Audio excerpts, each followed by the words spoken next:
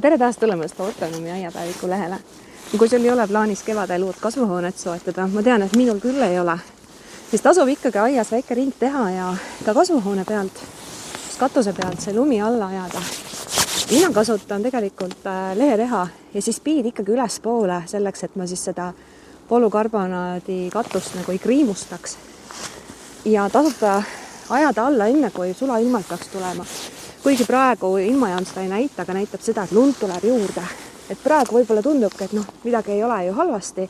Ja seestpoolt tundub ka, et raam on ilusti oma koha peal, aga nii kui esimene sula tuleb, tavaliselt tuleb söösel, siis hommikul on meil oht, et see katus on sisse vajunud ja samamoodi ma tegelikult igal talvel näen sotsiaalmeedias ka neid kurbipostitusi. Aga sina ole targem. Praegu on ilus päikeseline ilm ka ja tasub see kohvipaus ikkagi õues teha ja see lumi alla ajada.